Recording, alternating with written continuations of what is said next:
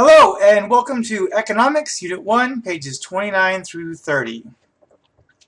Alright, so we're talking about buying principles and strategies.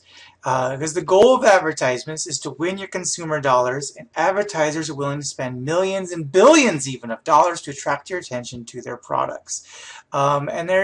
To make sure you're making the right decisions in the face of so much advertising, because it's everywhere around you constantly.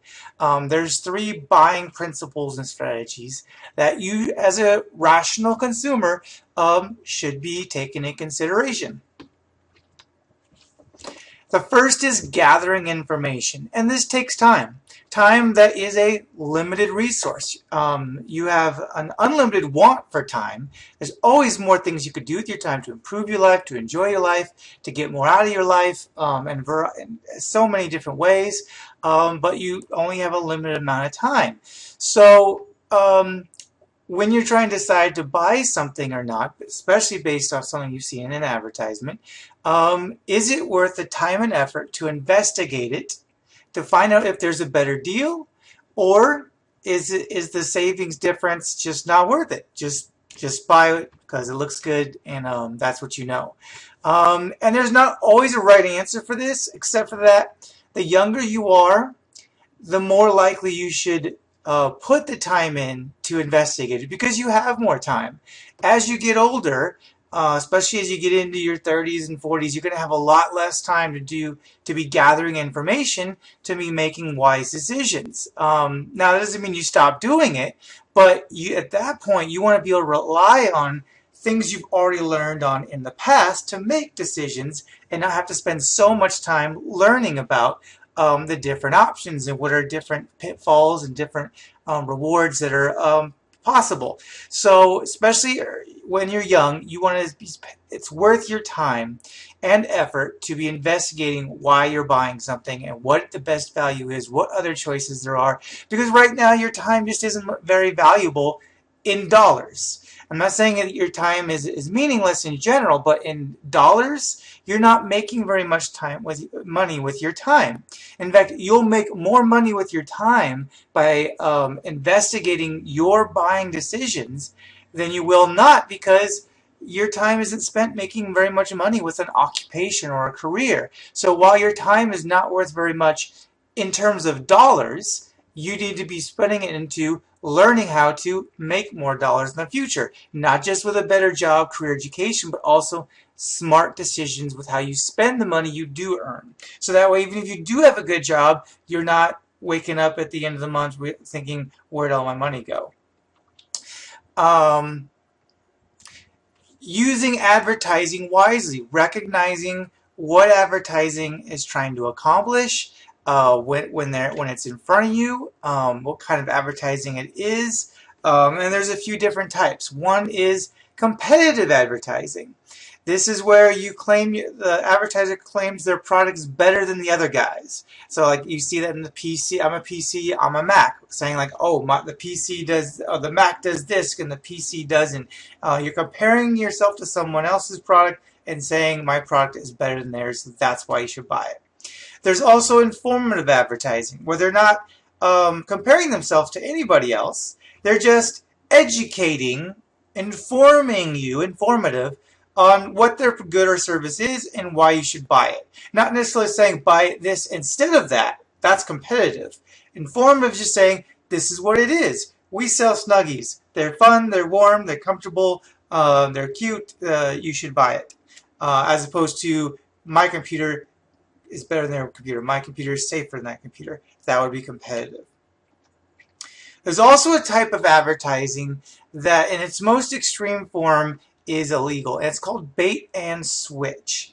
So to give you an example of bait and switch, imagine that there's an advertisement that said they're selling this new awesome high-powered sit-down lawnmower, and it's at a bargain basement price. It is way cheaper than anywhere else out there that you've seen in a very long time, and you happen to have a very large lawn and you need one. So you see this ad and you go to that store and you go to the shopkeeper and say, hey, I want to buy this. I want the thing you advertised.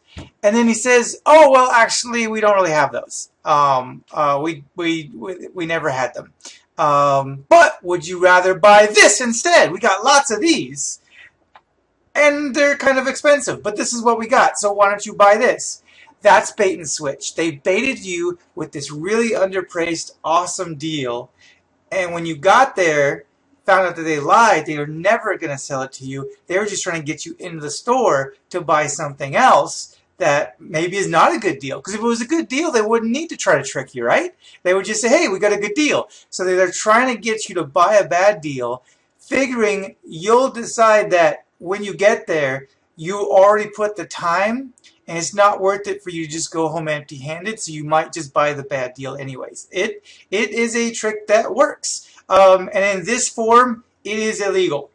You cannot advertise that way. If you do, the lawnmower buyer in this case, he'd be able to sue the lawnmower seller for this kind of advertising. That's why usually when there are bait and switch practices that are not illegal, they'll usually put little tiny words like while supplies last, or only one being offered to the first customer, that kind of thing. That's still kind of bait and switch. They're saying like, oh, brand new high def 50-inch TV for $200, and they only have two. And the first two customers buy it, and then the rest of the customers come in after that trying to get it, and they can't get it because it was sold, so they buy something else. Company makes profit. But as long as they told you somewhere in the ad that there's a possibility it may not be there when you get there, then it's not illegal. Finally, comparison shopping. This is the most important thing. This is rational choice personified. Gathering information on the types of prices of products available from different stores and companies. This is kind of back to what we were talking about, like putting that time in to figure out what else is out there besides the product that's being advertised to you, to decide whether that product really is the best for you. And it's not always just buying the item in question. It could be when you're talking about buying warranties, especially with electronics. Sometimes it's in appliances and cars.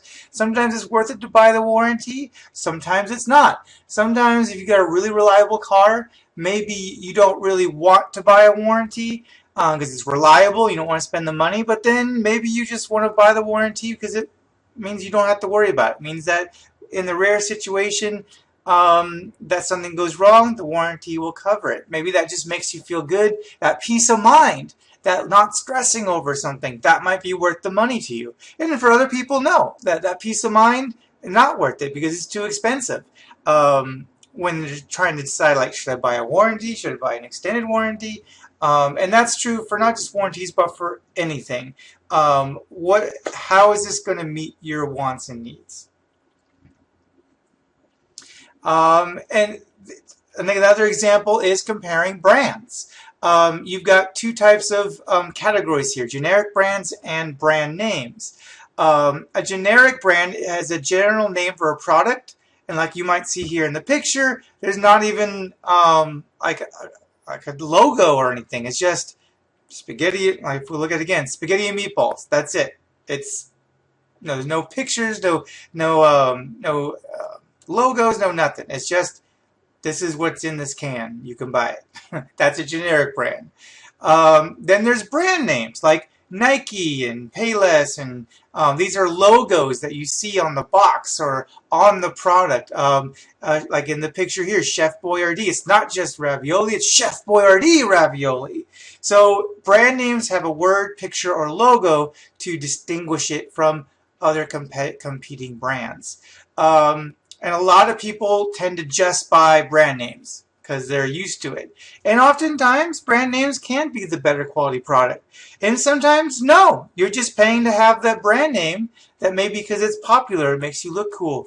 Or maybe you just want to buy it because you hear about it, because maybe you don't want to spend the time to investigate others, so you just buy it because it's more expensive, but whatever, it's what you know. Sometimes brand names are better, sometimes they're not. You have to be comparison shopping, comparing whatever you buy, generic versus brand name, because there's never a situation where the generic or the brand name is always better. It always depends on the product. Okay, don't forget the homework. Don't forget your Edmodo quiz, and I'll see you in class. Thank you.